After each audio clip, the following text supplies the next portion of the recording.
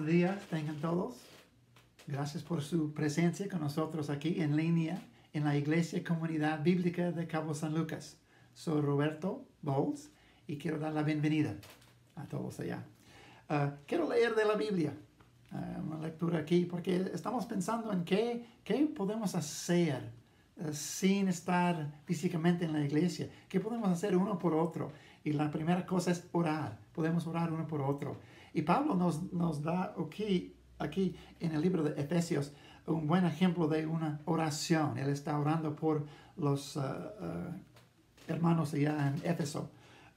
Efesios 1, voy a comenzar con versículo 16. Y Pablo dice: no ceso de dar gracias por vosotros, haciendo memoria de vosotros en mis oraciones, para que el Dios de nuestro Señor Jesucristo, el Padre de gloria, os dé espíritu de sabiduría y de revelación en el conocimiento de Él, alumbrando los ojos de vuestro entendimiento, para que sepáis cuál es la esperanza a que Él os ha llamado, y cuáles las riquezas de la gloria de su herencia en los santos, y cuál la supereminente grandeza de su poder para con nosotros los que creemos, según la operación del poder de su fuerza, la cual operó en Cristo, resucitándole de los muertos y sentándole a su diestra en los lugares celestiales. Pablo está orando a ellos para dos cosas. Y nosotros también podemos orar esas dos cosas. Él dice: estoy orando para que Dios de nuestro Señor Jesucristo, el Padre de gloria, os dé el espíritu de sabiduría. También hoy en día podemos orar unos por otros para sabiduría, que tenemos sabiduría en las decisiones, porque tenemos que hacer decisiones buenas ahorita. Situaciones difíciles requieren sabiduría. Él también dice que, y de revelación en el conocimiento de Él. Tenemos tiempo ahorita para desarrollar nuestra relación íntima con Dios, para conocerle mejor. Es un buen motivo de oración unos por otros en nuestra iglesia. Podemos animar unos a otros para orar con el fin de que recibimos sabiduría de Dios y también que conocemos a Él mejor. Y hoy tenemos programado las canciones que con ese mismo fin, que nosotros conocemos mejor el Señor de señores y Rey de reyes. Y también tenemos la predicación de nuestro pastor. Él está pasando por el libro de Marcos, una serie de predicaciones con el fin de exaltar el nombre de Cristo, examinar cómo es Cristo, y yo quiero la sabiduría y el conocimiento de nuestro Señor Jesucristo. Quiero orar para comenzar nuestro servicio. Oremos. Padre nuestro, venimos a ti dándote gracias, Señor, por el privilegio a conocerte mejor y mejor cada día, Señor. Gracias porque tenemos acceso a través del Espíritu Santo al trono de Dios, que hay perdón, hay misericordia, hay amor desde este trono, Señor. Gracias por esta oportunidad a abrir la Biblia, a abrir tu palabra y ver las cosas que tú quieres decir a nosotros, Señor. Gracias, Señor, por la sabiduría que viene de ti y el conocimiento que viene de ti, Señor. Abre nuestros ojos, Señor, en este servicio para ver la gloria tuya, Señor. En el nombre de Cristo. Amén. Entonces es tiempo para las alabanzas. Que Dios les bendiga. Gracias.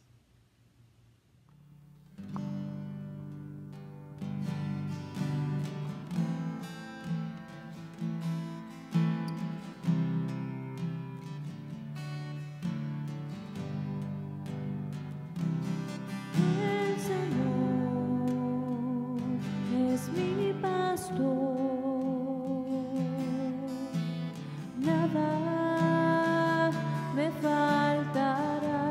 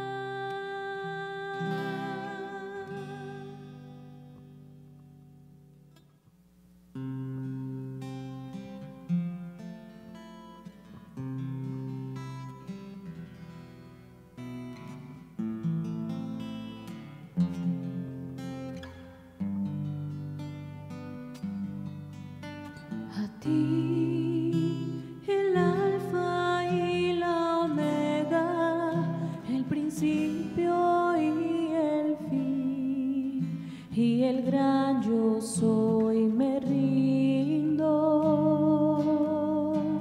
A ti, el todopoderoso, el que es y que será, y el gran yo soy, me entrego.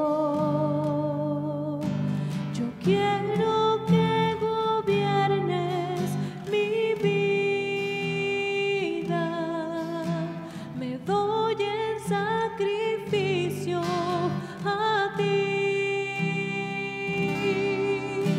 Yo quiero que tú ordenes mi caminar, que viva siempre en tu voluntad. A ti, el alfa y la omega, el principio y el fin, y el gran yo soy, me rindo. A ti, el todopoderoso, el que es y que será, y el gran yo soy, me entrego. Yo quiero que gobiernes mi vida, te doy en sacrificio a ti. Yo quiero que tú ordenes mi caminar, que viva siempre en tu voluntad. Yo quiero que gobiernes mi vida, me doy en sacrificio a ti. Yo quiero que tú ordenes mi caminar, que viva siempre en tu voluntad, que viva siempre en tu voluntad, que viva siempre en tu voluntad.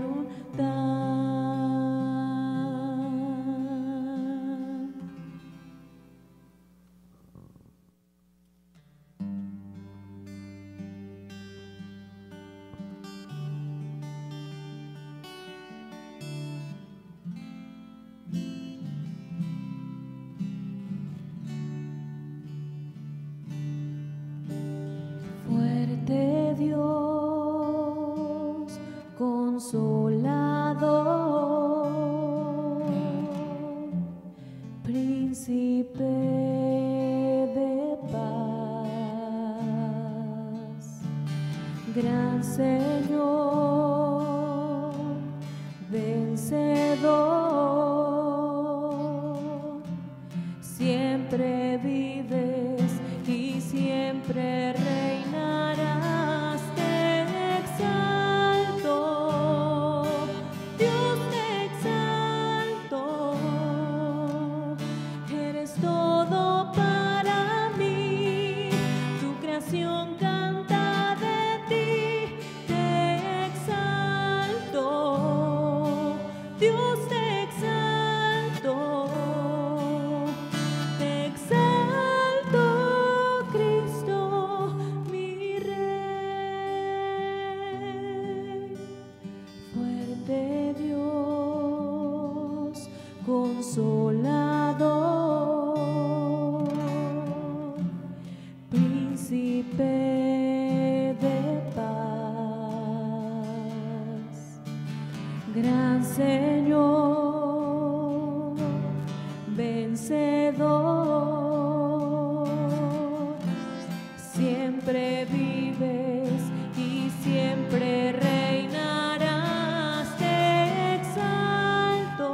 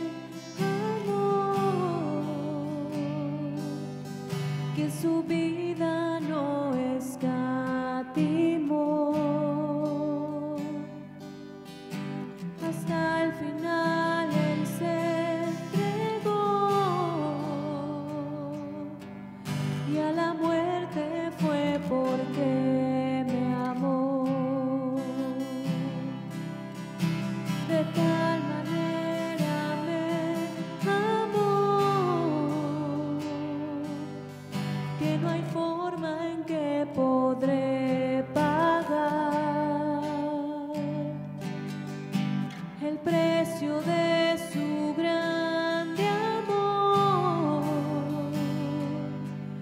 pero toda mi alma quiero dar por su amor.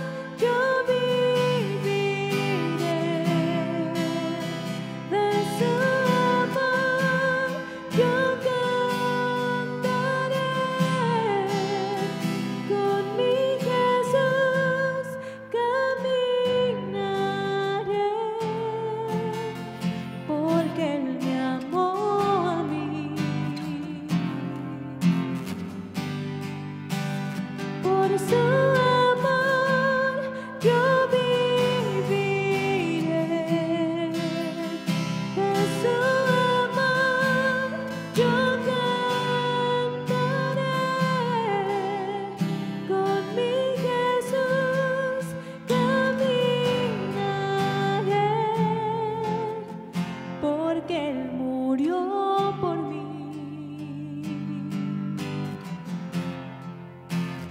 Le seguiré.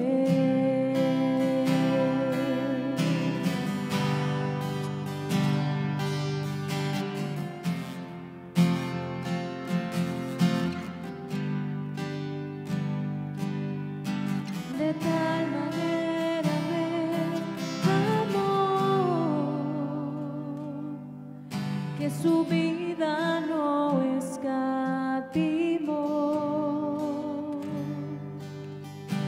Hasta el final Él se entregó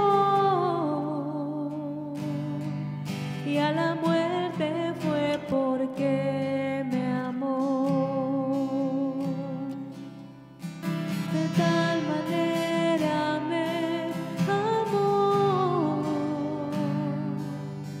que no hay forma en que podré pagar el precio de su grande amor, pero toda mi alma quiero dar por su amor. Yo viviré de su amor, yo cantaré con mi Jesús, caminaré, porque Él me amó a mí. Por su amor yo viviré, de su amor yo cantaré, con mi Jesús caminaré, porque Él murió por ti.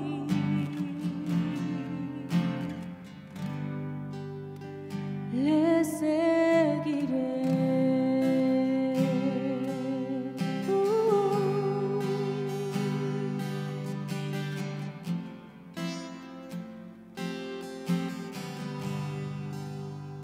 Le seguiré.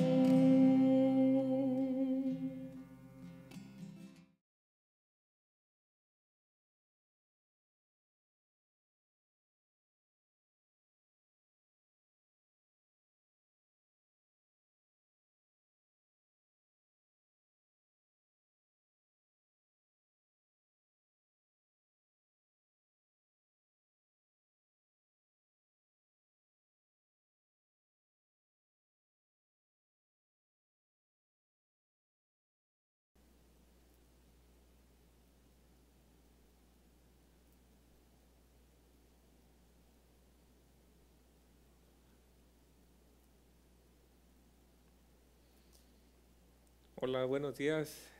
Qué bueno que nos está acompañando a través de la transmisión de este servicio, de este culto a nuestro Dios en este domingo 12 de julio. Nos da mucho gusto que pueda estarnos siguiendo y también, claro, pues nos llena de gozo nuestros hermanos en la iglesia que nos podemos unir juntos para adorar al Señor a través de estos preciosos cantos que preparaban nuestros hermanos. como también en este momento disponer nuestros corazones para recibir la palabra de Dios. Y quisiera iniciar con el mensaje de este día, con algo que es muy evidente para nosotros. La historia de la humanidad nos ha dejado ver que existe el ideal de alcanzar una sociedad cuyos valores garanticen el bienestar de todos. Usted probablemente conoce esto por experiencia. Con el paso de los años nos hemos dado cuenta que los aspirantes a gobernar, ya sea nuestro municipio, estado o nación, ellos siempre aspiran o siempre ofrecen el bienestar personal, el bienestar de la nación, el bienestar de cada persona, de la superación personal de cada individuo del país.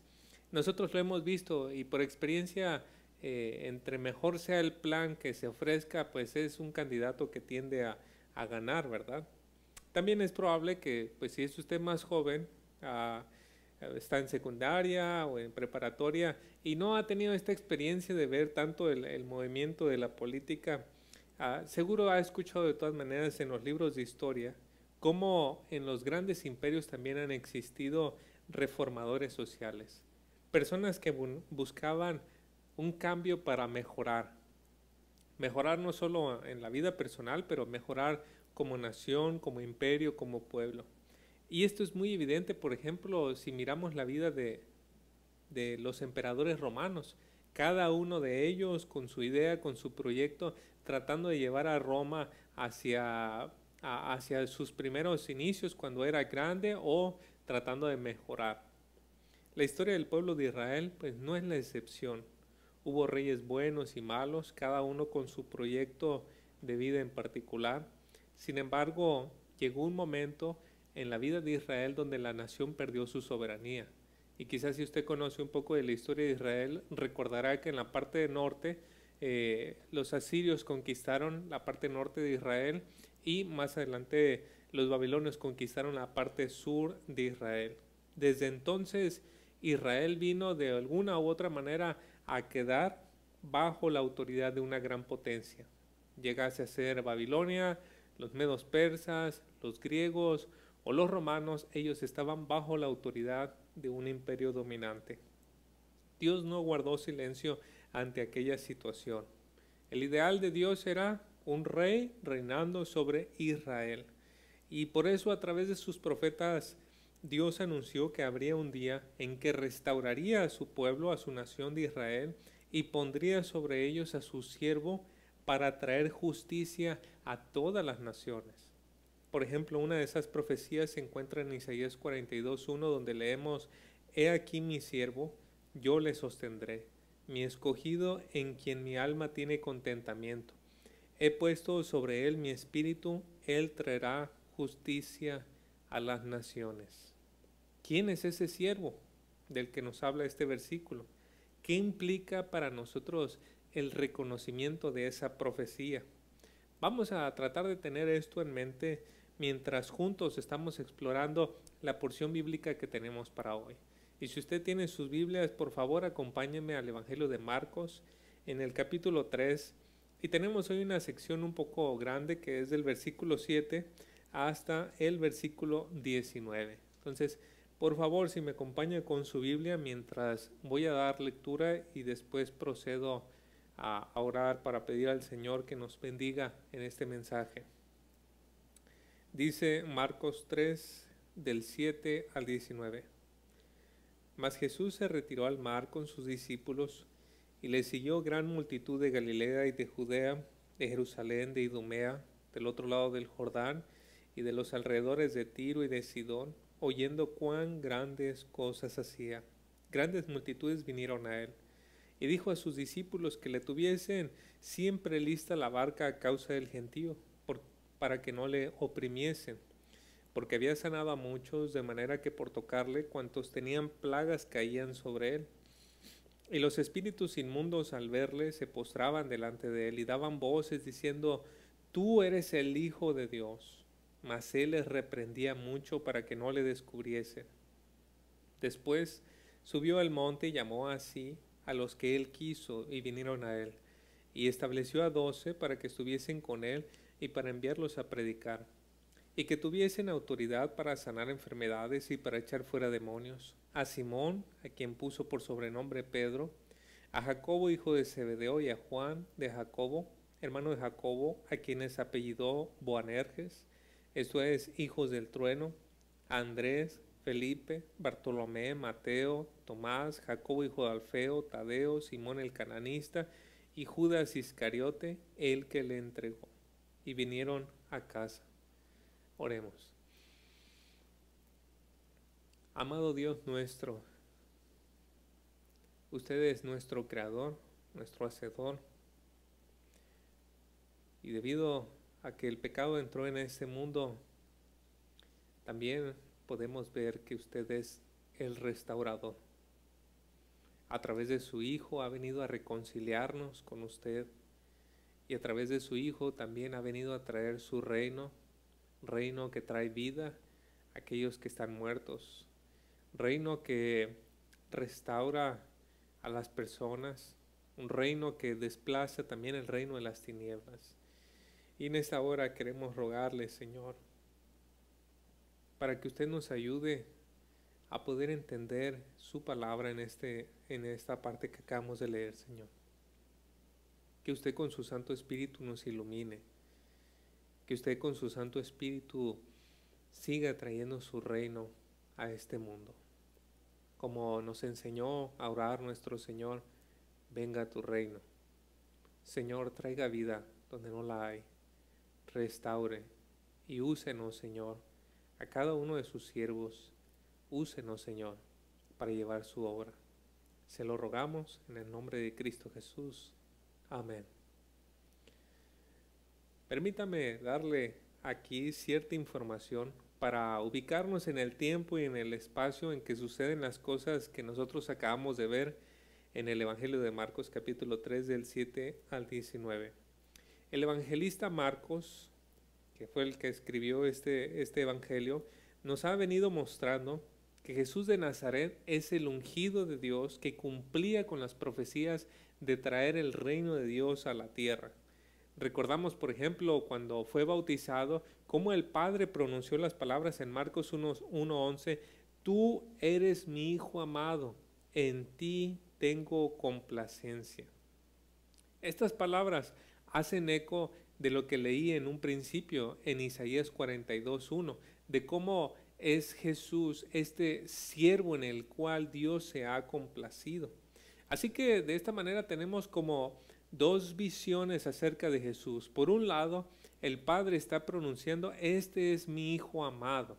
Y en este caso el título hijo de Dios denota más que nada que es un rey, la relación de un rey. Es el Padre reconociendo que Jesús es el rey. Y por otro lado tenemos esto que viene siendo eco de la profecía de Isaías 42, donde habla del siervo del Señor. Entonces, ese título del siervo del Señor, si bien nos expresa algo de humildad acerca de él, de su carácter, también denota su grandeza. Ser un siervo de Dios es algo, es un título de grandeza. Pocos hombres en las Escrituras han sido llamados siervos de Dios, y aquí vemos cómo Él es el siervo con S mayúscula, por excelencia, Él es el siervo. Lamentablemente la gente no alcanza a ver más allá de ver a Jesús como un simple sanador. Las personas no ven a este Hijo de Dios, no ven a este siervo del Señor, no ven la grandeza detrás de ello. Lo que ven es solamente a un Jesús que viene a sanar. Y en parte esta obra de Jesús de venir a sanar y desplazar el reino de las tinieblas apuntaba hacia estos títulos. ¿El título de qué? El título de que Él es el Hijo de Dios y el título de que Él es el siervo de Dios. Pero lamentablemente, como acabo de decir, las personas no reconocían eso. Ellos solamente veían a Jesús, muchos de ellos, y solamente alcanzaban a ver que Él era un sanador. En otro nivel, también los demonios llegaban a reconocer a Jesús y reconocían que Él era el Hijo de Dios, pero no amaban a Jesús. Y en otro nivel, hubo también quienes sí reconocieron a Jesús y también le siguieron y se comprometieron con él para servirle. Así que hoy vamos a ver estos tres grupos. El primer grupo, hay quienes siguen al Señor por lo que Él puede hacer por ellos. Hay gente que nada más sigue al Señor por lo que Él puede hacer por ellos. Y los podemos ver ahí en el versículo 7 al 10, cómo nos habla de este grupo. Nos dice que Jesús se retiró al mar con sus discípulos y le siguió gran multitud de Galilea y de Judea y de Jerusalén, de Idumea, del otro lado del Jordán y de los alrededores de Tiro y de Sidón, oyendo cuán grandes cosas hacía. Grandes multitudes vinieron a él. Y dijo a sus discípulos que le tuviesen siempre lista la barca a causa del gentío para que no le oprimiesen, porque había sanado a muchos, de manera que por tocarle cuantos tenían plagas caían sobre él. Podemos notar aquí la fama de nuestro Señor primeramente. Había gente de muchos lugares que venía a verlo, y seguramente usted puede estar viendo ya en nuestro mapa ahí cómo se señalan algunos de estos lugares, y ahí se ve un monito en rojo. Bueno, mire usted nada más la distancia que había de estos lugares y cómo la fama de nuestro Señor se había extendido por todos estos lugares de manera que la gente iba a verlo. Algunas de estos lugares son lugares que habían sido parte de Israel en tiempos antiguos. Otros lugares como Tiro y Sidón habían sido naciones gentiles. Así que es muy probable que la fama del Señor no solamente se haya extendido para que judíos de todas estas partes hayan venido, sino también es muy probable que gentiles, gente que no pertenecía al pueblo de Israel, también iban a buscar al Señor. Nos dice ahí el texto que eran grandes multitudes las que seguían a Jesús. Y no sé si nuestra imaginación nos dé para pensar en ese número de gente ahí haciendo caravana, yendo para buscar al Señor Jesucristo. Así que lidiar con tanta gente seguro era un asunto bastante complejo. Por eso el Señor, como leemos hace un momento, encomendó a sus discípulos que siempre tuviesen lista una barca. Esto le permitía al Señor que cuando la gente se empezara a empujar, entonces Él se podía subir en esta pequeña embarcación y desde ahí poderse dirigir a ellos, porque de otra manera solamente lo iban a estar presionando, la gente iba a estar empujando y probablemente iba a llegar hasta el punto de la violencia. Pero el Señor, dirigido o sentado ahí en la barca, podía dirigirse a las personas, hablar a las multitudes y poderlos guiar. De hecho, en el capítulo 4 del Evangelio de Marcos vamos a encontrar que así fue como nuestro Señor enseñó sus parábolas. Así es como el Señor les hablaba a las personas, les instruía a la orilla del mar, subido en una pequeña, arriba de una pequeña embarcación. Ahora bien, aunque había grandes multitudes que seguían al Señor, no debemos apresurarnos a decir que todo esto es bueno. Queremos hacernos la pregunta de ¿cuáles son las intenciones de estas personas que vienen ante el Señor? ¿Cuál es la intención de ellos de venir ante Jesús? Bueno, el versículo 10 nos da una idea. La fama de Jesús era por sus milagros de sanidad. Así que la gente que tenía plagas, solo por tocarle, caían sobre él. En otras palabras, se aventaban a Jesús. Es muy interesante que ahí en nuestra versión de Reina Valera dice cuántos tenían plagas. En la Biblia de las Américas dice tenían aflicciones. La palabra allí significa básicamente azote. Y es que según algunos maestros de la Biblia existía la creencia popular de que muchas enfermedades, si no es que todas las enfermedades, eran el producto de un castigo divino. De ahí que se use la palabra azote, y podía ser que muchas personas llegaran a tener la idea en aquel entonces de que lo que estaban sufriendo era debido a un castigo de la divinidad. Siendo gentiles, muchos de ellos podían tratarse de sus dioses, o siendo judíos podía tratarse de un castigo de Dios. Pero nos damos cuenta que la gente creía que Jesús podía sanarles de ese azote. Sin embargo, ellos no veían más allá del milagro que ellos estaban buscando. Y con esto que he dicho, no quiero ser insensible al dolor. Cuando uno llega a experimentar un gran dolor, en verdad que no existe otro pensamiento más que tratar de solucionar el dolor. Yo recuerdo en alguna ocasión que tuve un dolor en mi vientre tan fuerte que cuando por fin abrieron la puerta para que el médico atendiera, lo único que yo quería hacer era aventarme a la cama y pedirle que me inyectara inmediatamente algo en la vena para quitarme el dolor. No podía pensar en ninguna otra cosa, no podía pensar en compartirle, no podía pensar en nada excepto en quitarme el dolor.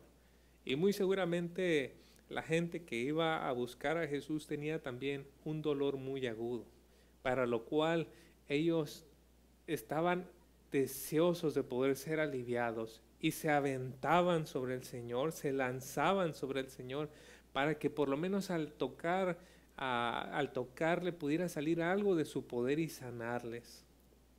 Al observar los relatos de los evangelios podemos notar que no hubo ninguna persona que se quejara de haber acudido al Señor estando enfermo y regresar igual a su casa, por lo cual cabe suponer que el Señor atendió a todos los enfermos. Él realmente era sensible a la necesidad y el dolor que ellos estaban experimentando. El Señor Jesús sabía que si tenía que hablarles, no iban a escuchar si tenían un profundo dolor en su cuerpo. Así que Él satisfacía esa necesidad primaria, los sanaba, los ayudaba. Pero lo que seguía era lo importante. ¿Iban ellos a quedarse ahora que estaban sanos escuchando quién es Jesús? Lo que Él venía a hacer, lo que Él enseñaba. ¿Iban las personas a detenerse un momento, decir, ¿quién es este que me ha traído sanidad? Y se iban a postrar, a adorar, reconocerle, seguirle. En la mayoría de los casos nadie hizo eso. Tan pronto satisfacieron su necesidad, regresaron a sus casas. Así hay muchos hoy en día que son azotados por una situación difícil. Problemas económicos, con el matrimonio, con los hijos, con la enfermedad. Y la verdad es que tarde o temprano alguna de estas cosas va a llegar a nuestra vida a perturbar nuestra tranquilidad. Más temprano que tarde vamos a tener que estar lidiando con alguna de estas cosas. Y gracias a Dios por su misericordia, que Él está dispuesto a escuchar y que Él está dispuesto a satisfacer en muchos casos nuestra necesidad primaria para que nosotros podamos concentrarnos en Él. Pero qué terrible es cuando las personas logran conseguir aquello que estaba tomando todos sus pensamientos y una vez que Dios les ayuda con esa situación, le dan la espalda, se van y se alejan de Él. Qué terrible es eso. Y querido amigo, amiga, el Señor puede hacer mucho por usted. La Biblia describe al Señor como el Todopoderoso. Sin embargo, quiero decirle, no busque al Señor solo por lo que puede conseguir de Él. Eleve su necesidad a algo mayor. Busque al Señor para conocerle. Busque al Señor para conocer lo que Él ha hecho. Busque al Señor para conocer su voluntad, para seguirle, para poderle amar. Eleve su necesidad de ese momento a algo más importante. El Señor tiene la puerta abierta para usted, para que usted pueda ir y pueda conocerle. Pero no se detenga solamente en esa necesidad. Y quiero decirle, la verdad es que, si no es que todos, gran mayoría de los que ahora están a los pies de Cristo ha sido debido a un problema que han tenido, problema económico, problema en la familia, sin fin de problemas.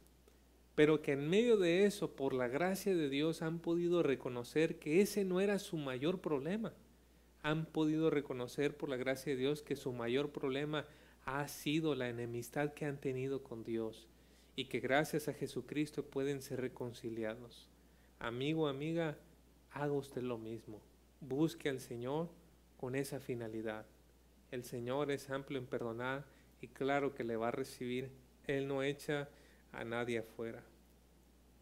No sea usted de los que buscan al Señor solo por lo que Él pueda hacer por usted. Si bien eso es lo que ocurre con gran número de personas, también existe otro grupo que vamos a ver ahorita. Hay quienes reconocen al Señor, pero no le aman. ¿Quiénes son esos? Mira el versículo 11 y 12. Y los espíritus inmundos al verle, se postraban delante de él y daban voces diciendo, tú eres el Hijo de Dios. Mas él les reprendía mucho para que no le descubriese. Como podemos notar en este segundo grupo, no hablamos de seres humanos, pero hablamos de seres, espíritus inmundos, nos dice aquí, o como nosotros le conocemos más comúnmente, demonios. Aquí nos hace una mención explícita de los hombres, pero claro que los demonios estaban en posesión de los hombres, que estaban allí postrados delante de nuestro Señor Jesucristo. Nos dice el versículo 11 que ellos se postraban ante Jesús y daban voces diciendo, tú eres el Hijo de Dios. Y no sé usted, pero a mí me parece una escena muy impactante. De pronto la gente está abarrotada hacia Jesús y hay gente ahí que se acerca, se tira al suelo y empieza a gritar fuertemente acerca de Jesús como el Hijo de Dios. No sé usted, pero yo me hubiera apartado un poquito para ver de lejos esa escena. No me hubiera gustado estar muy cerca de ese demonio, ¿verdad? Así que esta es una escena bastante dramática y estaba sucediendo en gran manera. Es decir, muchas personas estaban haciendo esto. Los demonios estaban reconociendo la identidad de Jesús. Y esta postura de ellos de postrarse, de humillarse, era como ese hombre vencido, esa persona vencida que estaba reconociendo que estaba ante una autoridad superior.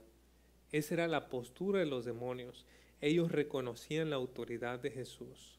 Sin embargo, aunque los demonios reconocen la autoridad de Jesús y saben que han sido vencidos por Él, ellos son enemigos de Jesucristo. Es decir, no son esos tipos derrotados que entonces mejor se unen a las filas del Señor. Son aquellos que son derrotados, pero aún así están haciendo todo lo posible para estropear los planes del Señor. Son enemigos de Dios, los demonios junto con Satanás. Así que en ellos no hay amor. En ellos hay un profundo odio en contra de Cristo, aun cuando en el fondo pueden reconocer que Él tiene una autoridad superior y que los ha vencido. El Señor, por su parte, vemos que los reprendía. ¿Y por qué reprendía el Señor a los demonios si ellos estaban allí reconociendo su autoridad? Bueno, muy seguramente los reprendía porque no quería que las personas reconocieran la identidad de Jesús por la palabra de los demonios. Imagínense qué inapropiado sería que las personas reconocieran a Jesús como el Hijo de Dios poniendo su fe en la confesión de los demonios.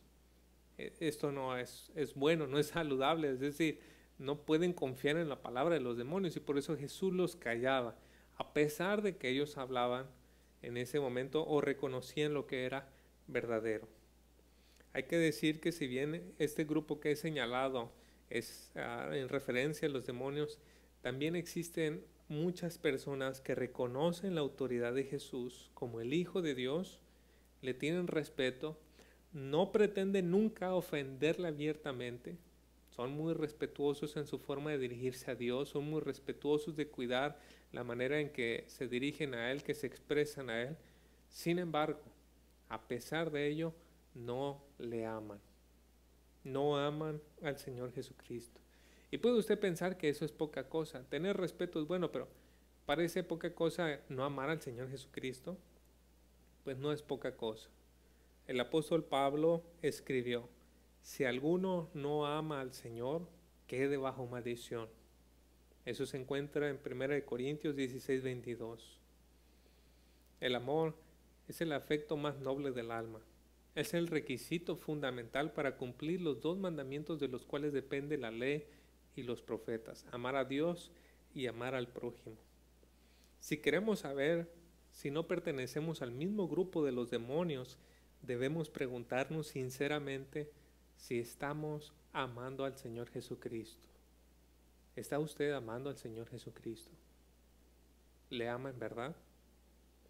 Cuando amamos a alguien, pasamos tiempo con esa persona. No nos importa hacerle sacrificios, hacer algunos sacrificios, buscamos agradarle, hacemos lo que esté a nuestro alcance por esa persona, pensamos en esa persona, dedicamos tiempo para esa persona. Cuando amamos a alguien, hacemos por lo menos estas cosas. Y mi pregunta ¿es ese su sentir y el mío hacia el Señor Jesucristo? Amados hermanos, confío que así es. Confío que nosotros amamos al Señor Jesucristo, que no nos importa de vez en cuando tener que hacer sacrificios, que buscamos agradarle, que usamos lo que esté a nuestro alcance para servirle, pero también debemos de tener una apropiada humildad y precaución cuando decimos que amamos al Señor Jesucristo. ¿Por qué lo digo? Porque los grandes hombres de Dios que fueron sinceros en su fe, de vez en cuando hablaban de cuán pobre y defectuoso era su amor para con el Señor. Y debemos de ser humildes en reconocer que si bien podemos amar al Señor, no lo amamos como Él merece y no lo amamos como quisiéramos amarle. Por ejemplo, David Brainerd, un joven misionero, escribió en su diario el 1 de abril de 1742 estas palabras. Dice: parece que estoy en declive en lo tocante a mi vida y al fervor en cuanto a las cosas divinas. No he tenido muy libre acceso a Dios en oración como acostumbraba. Oh, que Dios me humillase profundamente hasta el polvo delante de Él. Yo merezco el infierno cada día por no amar más a mi Señor, el cual, como creo, me amó y se entregó a sí mismo por mí. Si bien aquí este hermano escribió decir que no tenía amor, nosotros podemos ver ahí un reconocimiento a la grandeza de Dios y un gran amor porque no se podía sentirse cómodo con la indiferencia. Y ya desde ahí vemos una pizca del amor en Él. Así debe ser también en nuestro caso, queridos hermanos. Debemos de ser humildes, de reconocer ese amor que hay en nosotros de nuestro Señor Jesucristo y de que verdaderamente se acreciente y se inflame nuestro amor por Él. Así, hermanos, es como ya hemos hablado de estos dos grupos.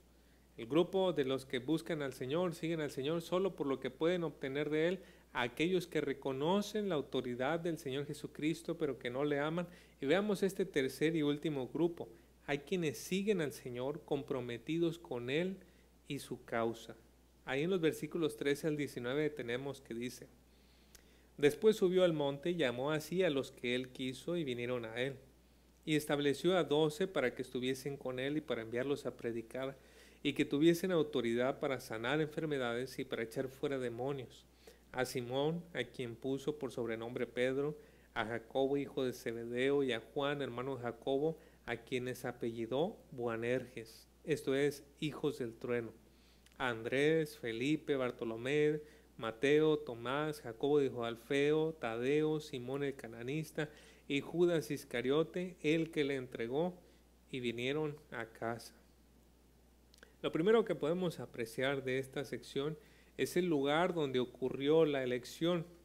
Dice en el versículo 13 que el Señor subió al monte. Y no son pocos los maestros aquí que ven un indicio de algo importante. Porque, bueno, Jesús pudo haber elegido a sus 12 discípulos ahí en la planicie, en la parte de abajo del monte. Bien que lo pudo haber hecho. Él pudo haber escogido allá a sus 12, llegar con ellos y escogerlos. Entonces, ¿por qué los lleva al monte? ¿Por qué sube allá? Y bueno, muchos alcanzan a ver aquí una asociación con Moisés cuando estaba subiendo al monte, o con Elías que sube también al monte al encuentro con Dios. Es interesante entonces que esta sección ya nos predispone a una revelación de Dios que Él va a tener allí con sus discípulos. En Lucas capítulo 6, 12 nos dice que el Señor Jesucristo, antes de haber elegido a sus discípulos, pasó la noche orando.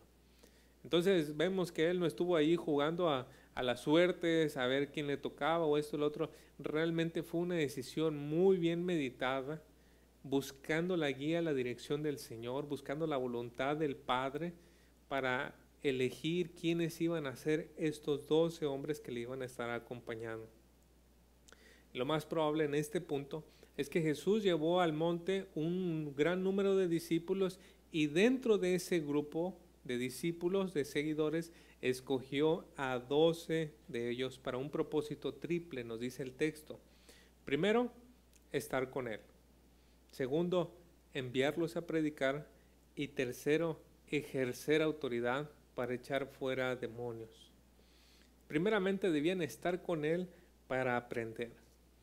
Seguramente antes los discípulos seguían a Jesús y pasivamente veían lo que Él hacía y cómo trataba a las personas. Lo más que podían haber hecho seguramente era arrimarle algunas cuantas cosas, pero Él hacía la mayor parte del trabajo.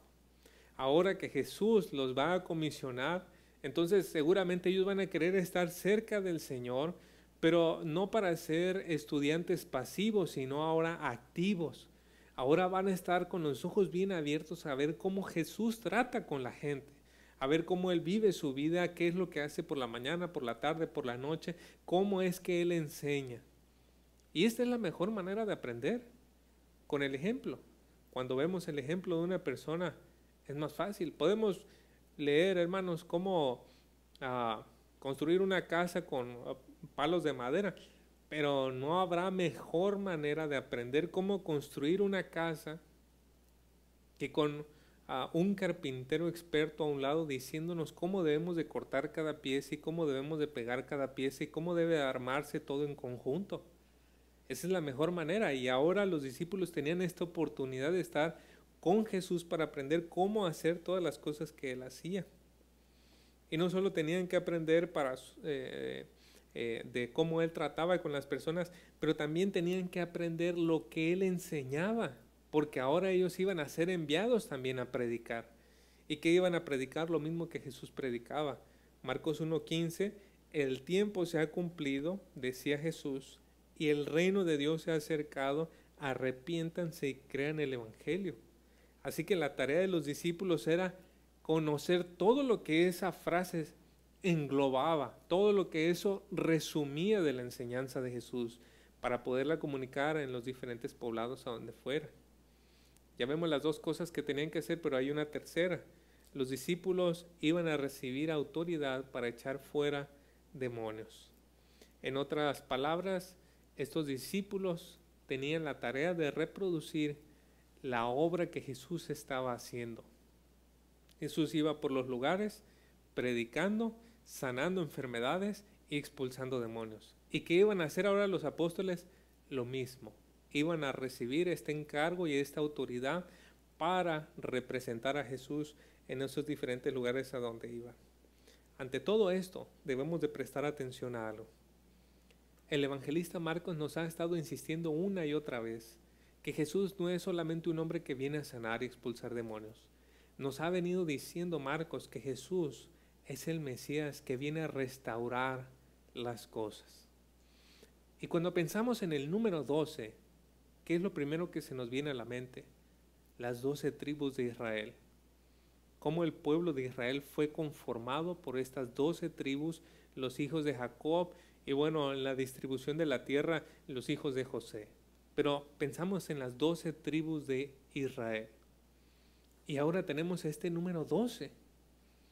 Y luego más adelante el Señor Jesús va a decir en Mateo 19:28 que estos 12 apóstoles van a tener autoridad, van a tener un trono y autoridad para juzgar a las 12 tribus de Israel.